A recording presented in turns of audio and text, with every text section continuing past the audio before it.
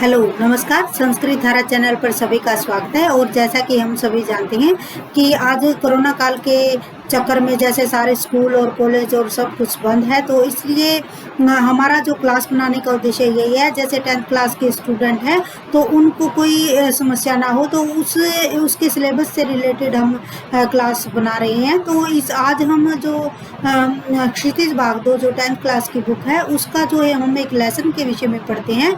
Lesson का नाम है लखनवी अंदाज। लखनवी अंदाज जो क्षितिज भागदौड़ से लिया गया है, और इसकी जो राइटर है प्रोफेसर यशपाल है। कहीं कहीं पर यशपाल भी इनका जो नाम जैसे हम किताबों में पढ़ते हैं।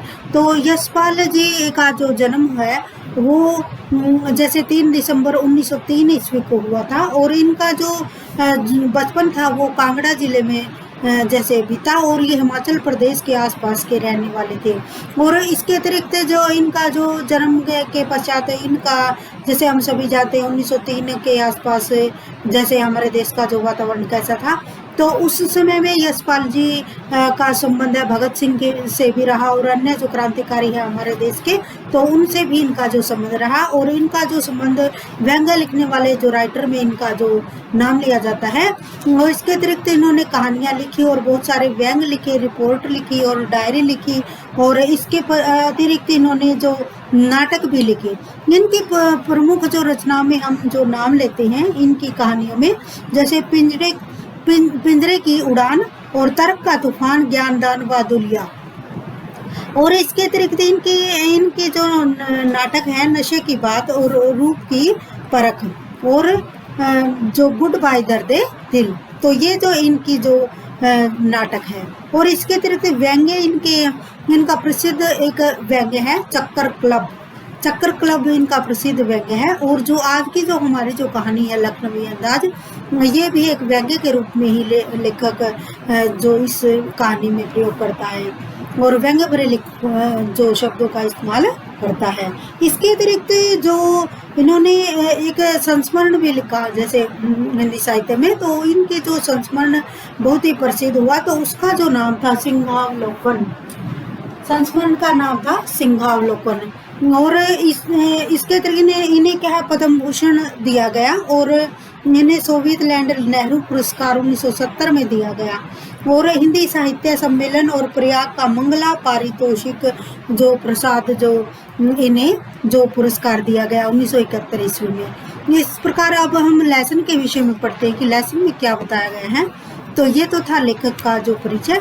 तो इस लेसन में बताया गया है कि यशपाल जो है कहानी के जो लेखक हैं, इसमें बताया गया है कि जो प्रसिद्ध कहानीकार यशपाल जी जब एक कहानी की तलाश में इधर उधर घूम रहे थे, तो वो एक कहानी के कथ्य को बनाने के लिए एक जो प्रभावशाली एक समय को ढूंढ रहे थे कि कहाँ उसे एक कहानी का एक ऐसा कहानी बनाने का एक ऐसा टॉपिक मिल जाए, या ऐसे समय की तलाश में थे कि जो कि बिल्कुल एकांत में हो, और जहाँ लेखक को कोई भीड़ भाड़ वाला इलाका न हो, और लेखक एकांत में ही कहानी के कथ्य को समझ सके या उस कहानी के कथ्य को लिख सके। तो इसीलिए जो लेखक है वो ट्रेन की जो यात्रा करते हैं, और ट्रेन की यात्रा करते समय वो जब 2nd क्लास का जो टिकट ले लेते हैं, और 2nd क्लास और 3rd क्लास में जो लेखक को कोई ज़्यादा फर्क महसूस नहीं हुआ टिकट लेने में।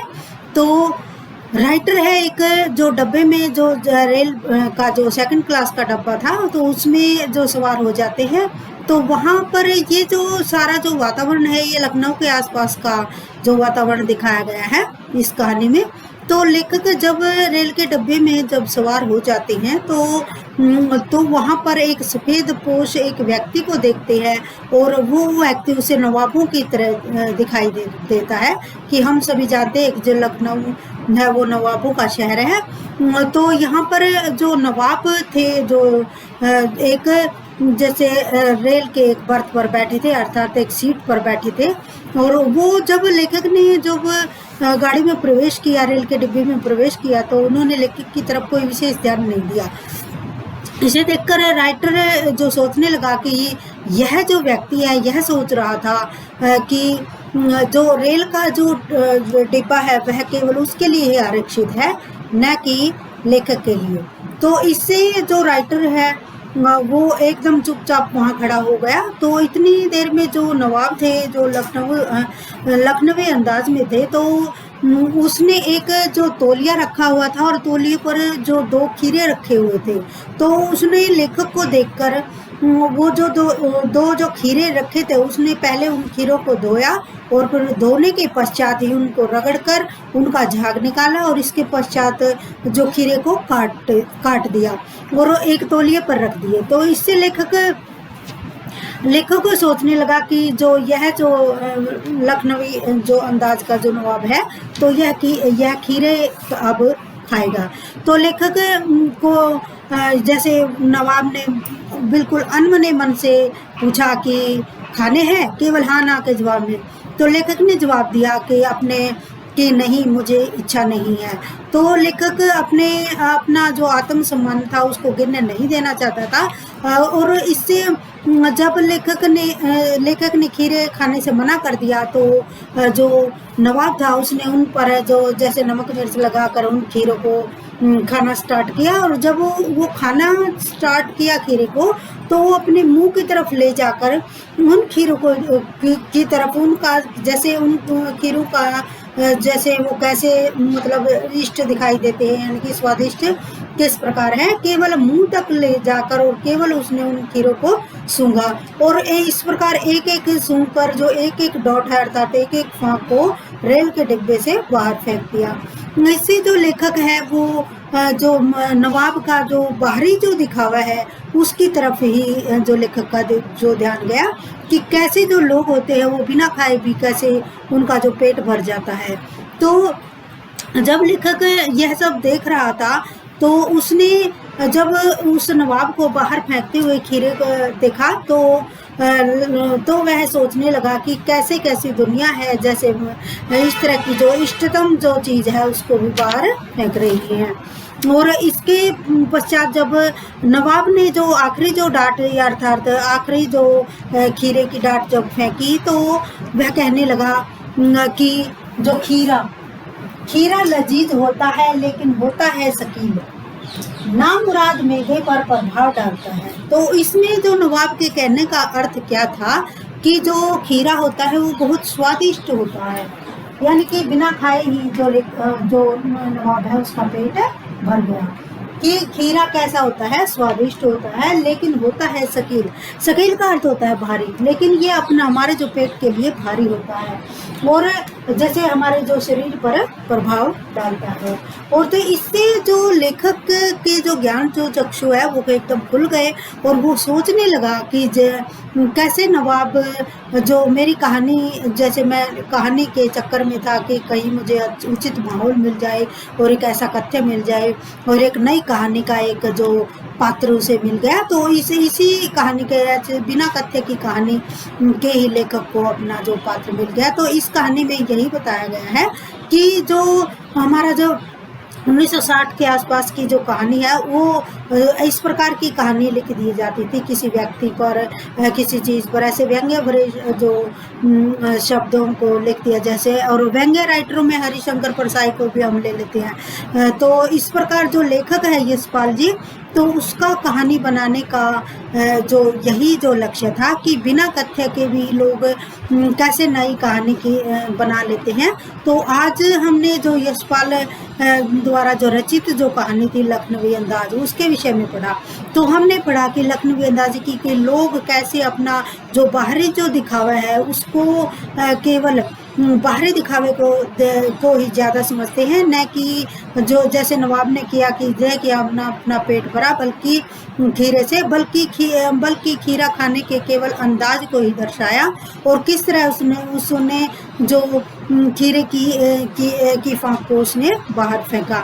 तो इसमें बाहरी दिखावे का वर्णन किया गया है और इसमें ये जो कहानी है इसी पर बेस्ड है कि जो व्यक्ति को अपना जो बाहरी जो दिखावा नहीं करना चाहिए और अपनी जो असल की जो ज़िंदगी है वही जीनी चाहिए।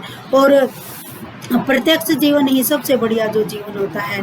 तो आज हमने यशपाल शर्मा द्वारा जो व्यंग्य जो कहानी है उसके विषय में पढ़ा। तो इसमें जो कई बार जो राइटर है ये यही पूछ लेता है कि इसमें जो नवाब साहब की प्रकृति क्या है, और लेखक का कहने का अर्थ है कि लेखक का जो कहने का इस कहानी का जो मेन जो पर्पज यही था कि बिना कथ्य के ही कहानी लिखना, बिना कथ्य की कहानी जो लिखना 1960 के आसपास की जो कहानियों को लिया जाता है कि जहां बिना कथ्य की कहानी को लिख दिया जाता है, यानी कि विशेष पर्पज न होना कहानी का।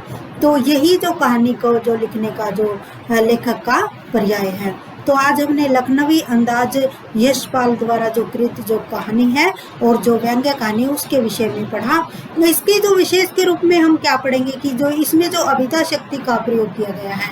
जैसे शक्ति, शब्द शक्ति होती है, 3 प्रकार की होती है, अभिधा शक्ति, लक्षणा शक्ति और व्यंजना शक्ति। अभिधा शक्ति का अर्थ यही होता है कि जैसे सूर्य निकल गया, सूर्य निकल गया तो इसका अर्थ यही है कि अब लोग अपने काम पर जाएंगे, या चिड़िया चहचहाने लगी तो लोग ये समझ गए कि अब सूर्य हो चुका है और हमें अपने काम पर लौटना चाहिए। और इस तरह जब शाम होती है तो सभी सोच जाते हैं कि जैसे पापा है वो घर आएंगे और चीज़ लेके आएंगे, बच्चे भी इस प्रकार सोचने लगते हैं। तो यानी कि किसी चीज़ का बिना किसी कारण के ही उस चीज़ का पूरा हो जाना। और लक्षणा और व्यंजना जो शक्ति है, लक्षण दिखाकर जो लक्षणा शक्ति और व्यंजना शक्ति। और इसमें लेखक ने जो तत्सम या तद्भव शब्दों का प्रयोग ज़्यादा किया है। और इसमें इस कहानी में जो वर्तमान की जो उस समय की जो परिस्थितियाँ थी वो तो उनका वर्णन जो लेखक ने किया है। तो आज हमने जो लखनवी अंदाज है जो यशपाल द्वारा जो कृत जो कहानी है तो उसके विषय में पढ़ा। चलिए मिलते हैं नेक्स्ट टॉपिक के साथ। Thank you.